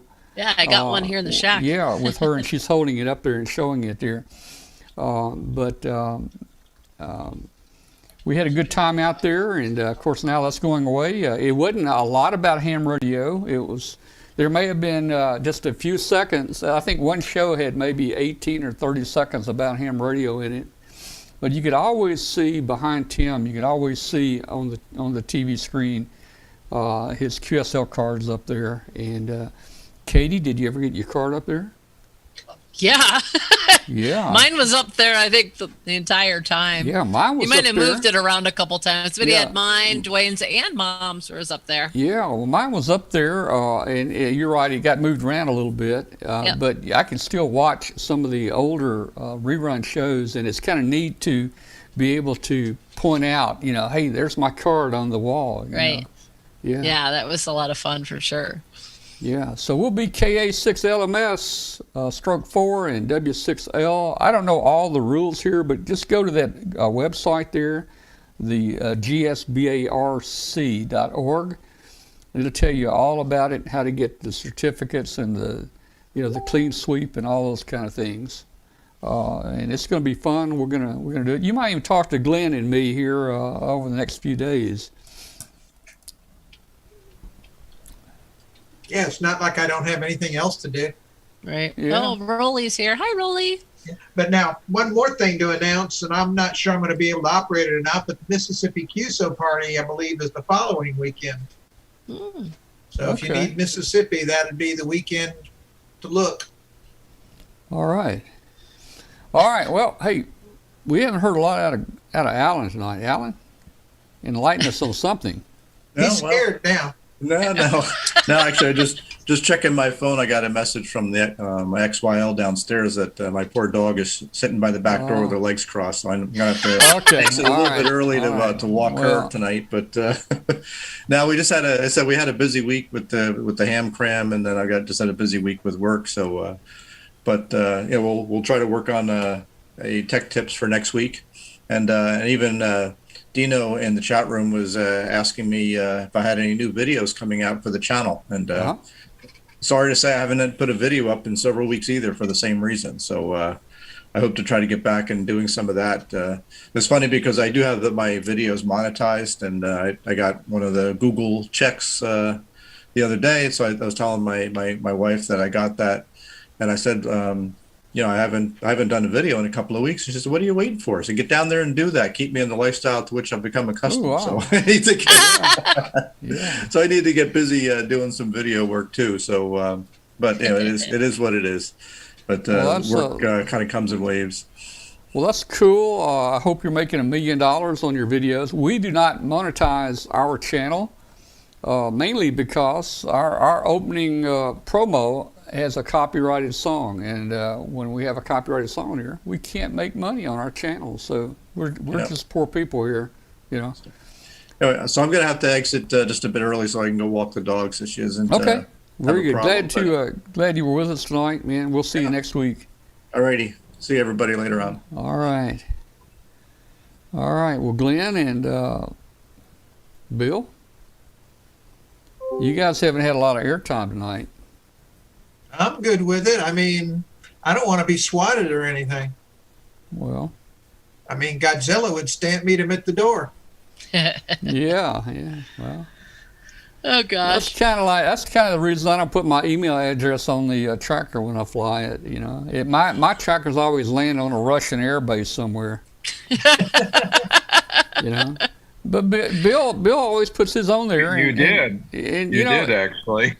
Yeah, That one Bill time. puts his email on there, and he gets some people. In fact, one of them, Bill, the one we fly that went down in Poland, did it have your address on it? I don't remember. Think so. No, Yeah. I don't know. But anyway, we had that no, one. not that one. Yeah. But I did alert my friends over there that listened for it, and they went out after it. And I need to contact them again to see when they want to fly that again. I haven't heard from them them guys in a year. I hope COVID didn't get them, because I have emailed them, and I don't get any response, man. Poland was pretty well shut down. Yeah.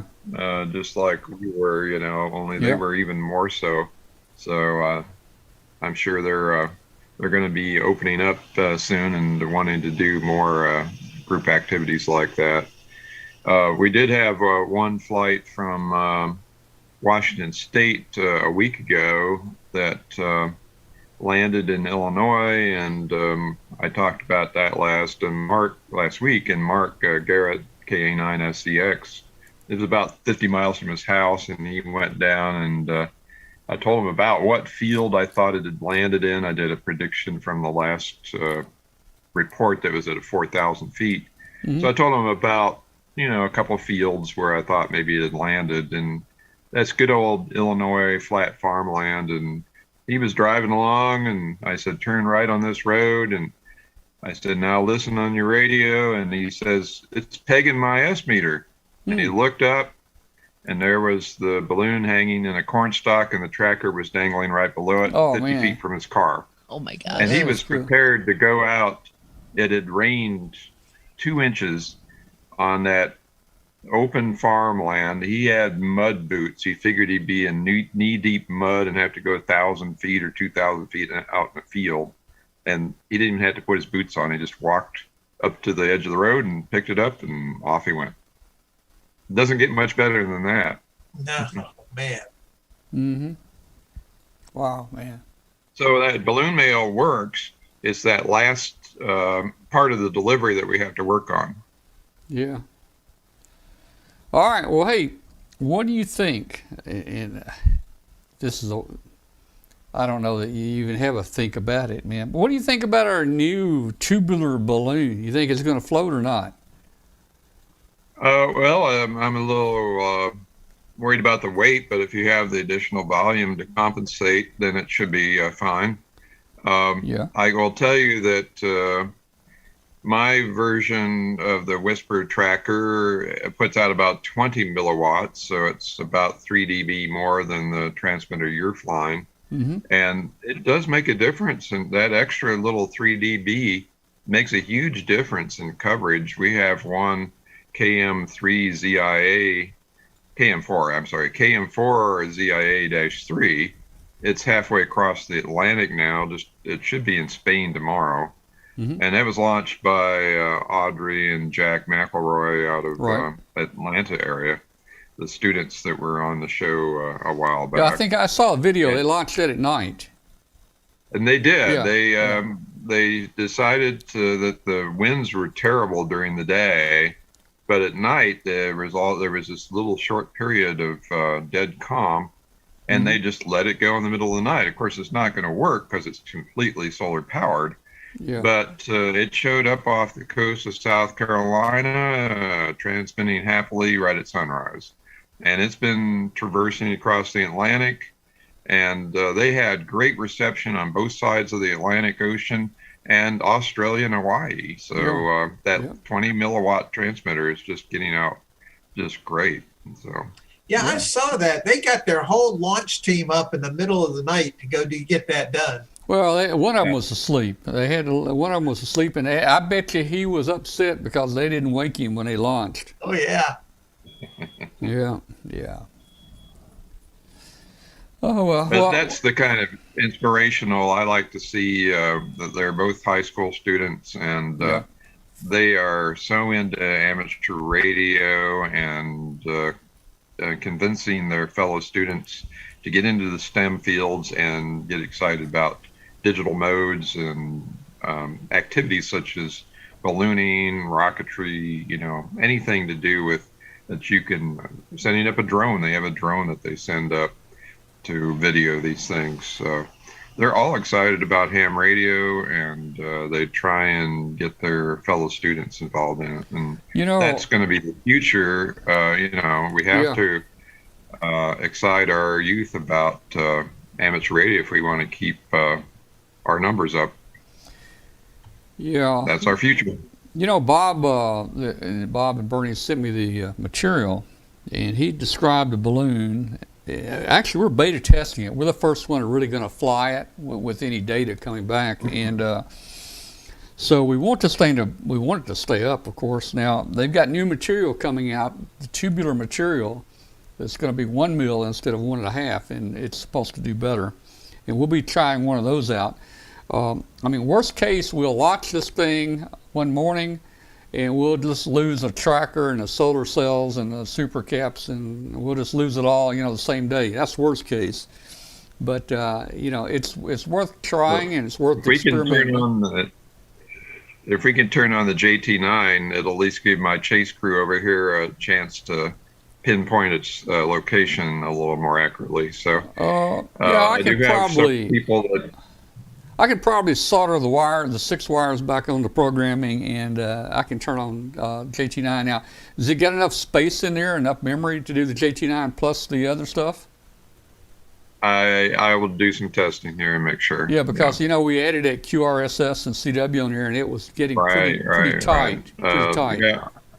I'll run it here later tonight and see if it works. Well, the way Bob, all you had to do is where it says there's an on-off. Yeah, I just turned it to true. I just turned it to JT9 true. Yeah. So Bob was describing this. He said, the SBS balloon basically is a Ferrari.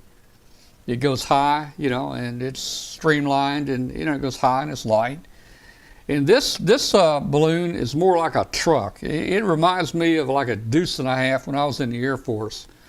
So our balloon is going to be like a deuce and a half. Now, it's supposed to fly the same height as the SBS, but it can carry 4 times the weight because it has 4 times the volume, I think, or whatever. So this is going to be an interesting experiment. Nobody has flown this before.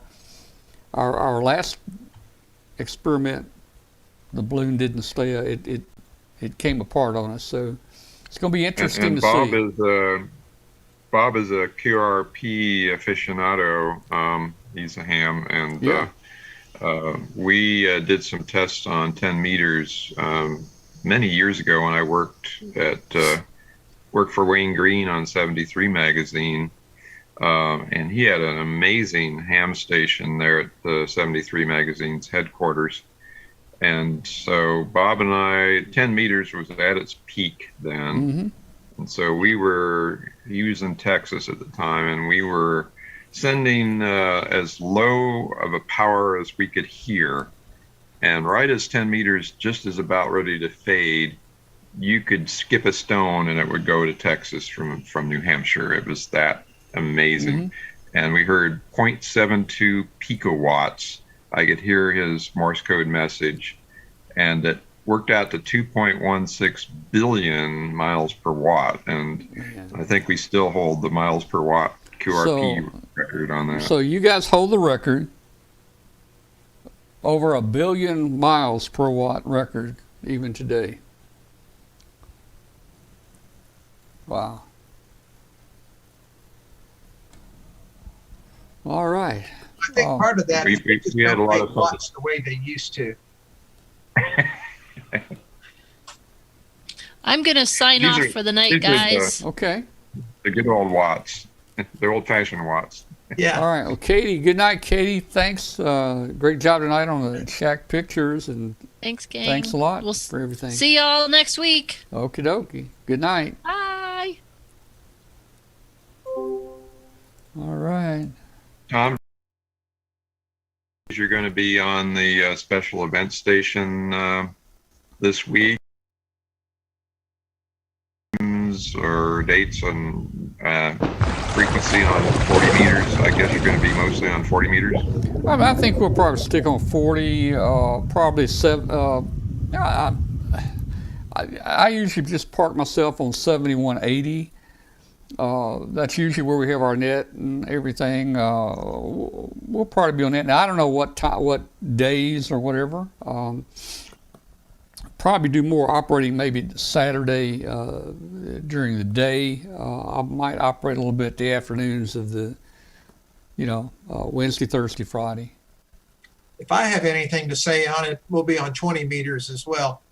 Okay, well you can get on 20. I love 20.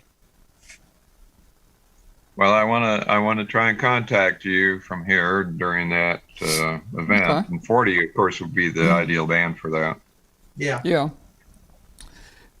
And we'll be both at different times. We'll switch back and forth. W6L and also K6 LMS. And sometimes people might want to work our own station. If so, we can be W5 KUB, and we'll make a contact with them if they want to. And by the way, if you want a real challenge, I used to be on a 2-meter sideband net some years ago that was held every Wednesday night. Mm-hmm. And I worked Memphis just about every time on 2-meter sideband from here. It's about 220 miles. So if you want to try a 2-meter sideband contact, I'd be up for that too. Well, I've got a either 11 or 13 element Yagi out there. It's not very high. It's probably 30 feet in the air, but I could aim it that way, and I could do it. Yeah, I keep wanting to do some 2-meter sideband during the summer.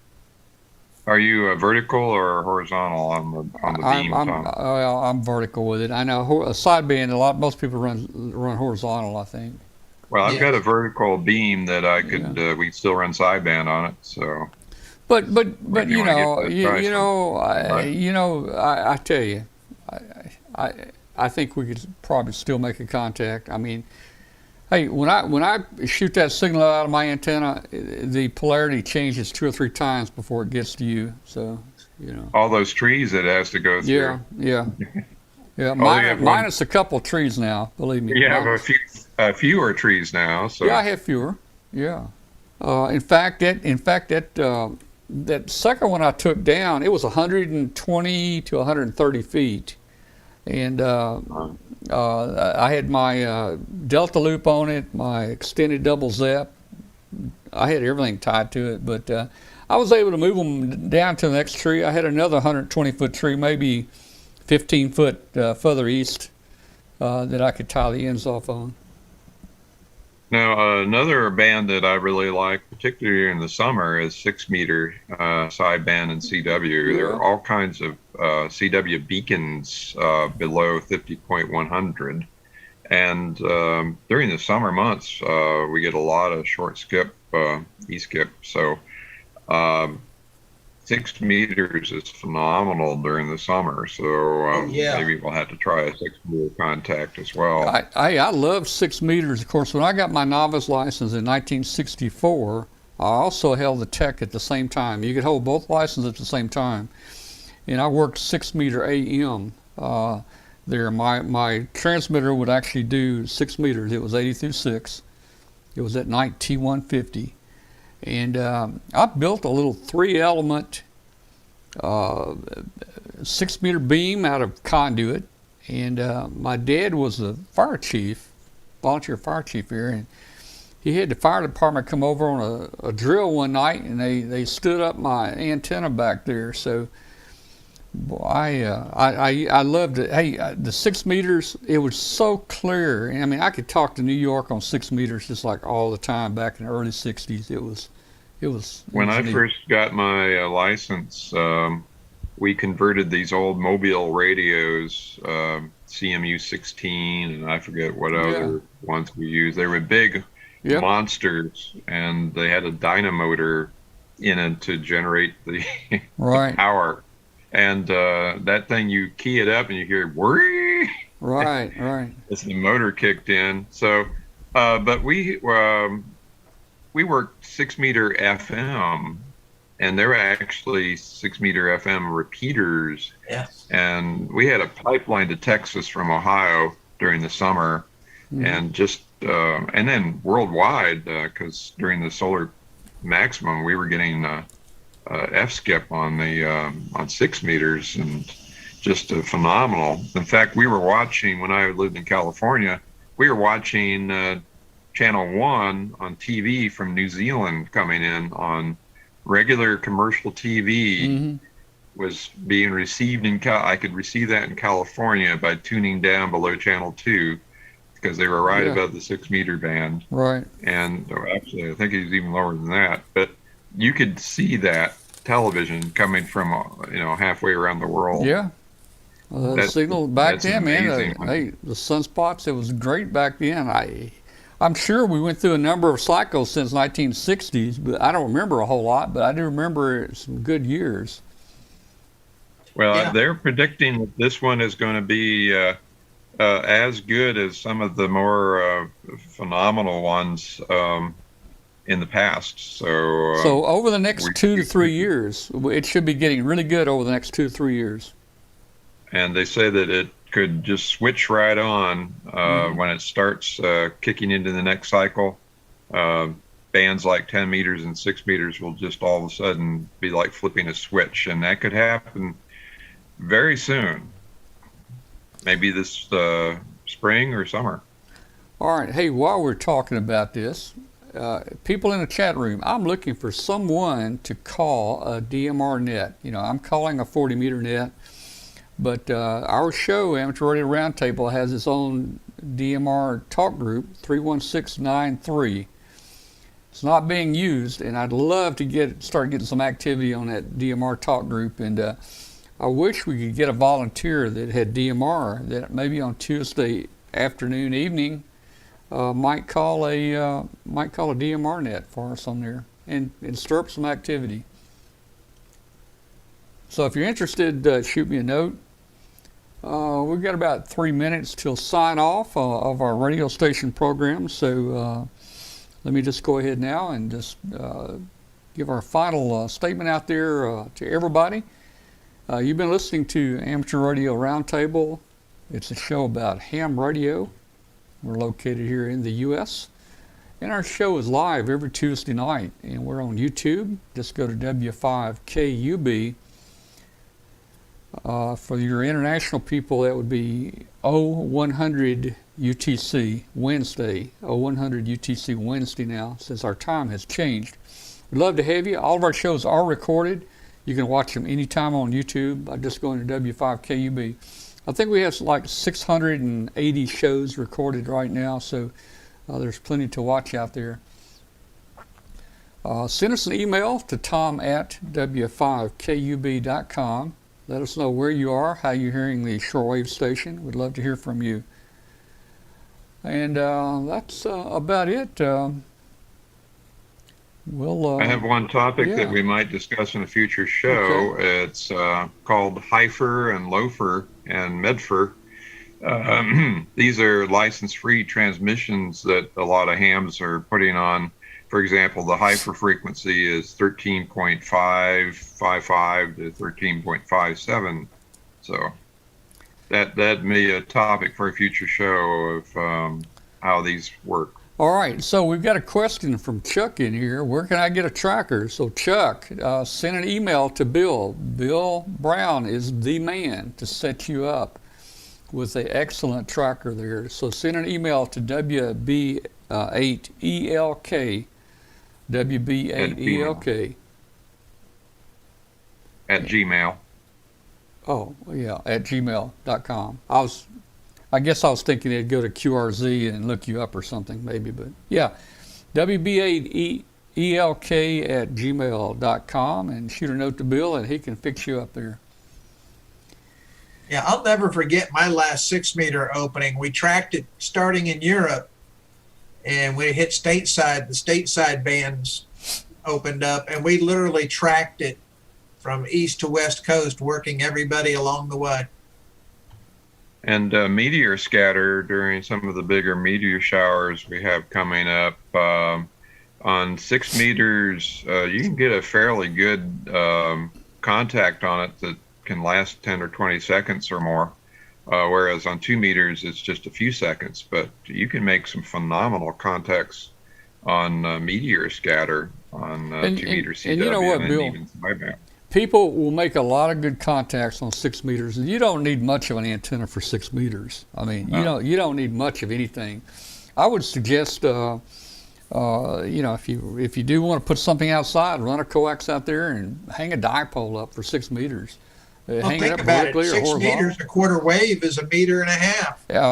Another neat little antenna you can do is just a full wave loop. Just get you a couple pieces of PVC pipe, put it in a plus, and get you you know, a piece of wire that's a full wavelength on 6 meters, and make you a loop. Hook your coax to it. No special matching, no nothing. Throw it up there, hang it up in a tree limb, and I guarantee you, when 6 meters open, you will work 6 meters. I'll tell you, I used to have a 3-element cubical quad on 10, 15, and 20 meters, and that antenna outperformed anything I've had since or before. It's just a phenomenal antenna when you put up a antenna like that with a full wave loop. And it's a lot of fiberglass and weight up there, but it worked phenomenally well. All right, help me out here. Help me out. I've been a ham 58 years. I've been around the world many times. I should know where this is, but I'm not placing it right now. 9M8SL has checked in. He's in That's Borneo. Borneo. Where's Borneo? That's in Indonesia. Yeah. Okay. Borneo's in Indonesia. Okay. All right. What, many years ago, I was over in Singapore, and I was wanting to go take a ride up through Indonesia, up that way, but, you know, I think it wasn't real stable up in there. I believe it's the world's largest island, and there is actually there's a couple of remote web SDR radios in that region that I was listening to your one of your flights that got stuck near Borneo going in circles, and I was picking that up from Jakarta, from a radio there. All right, guys. Hey, it's 10 o'clock. The shortwave station has signed us off. We've had 2 hours of amateur radio on shortwave today. Got a good show tonight. Hope everybody enjoyed it, and I want to thank everybody for joining us. And Sly there in Moreno, please hit the subscribe button. I want everybody to hit that subscribe button. I'm going to say good night to everybody, and we'll see you next week.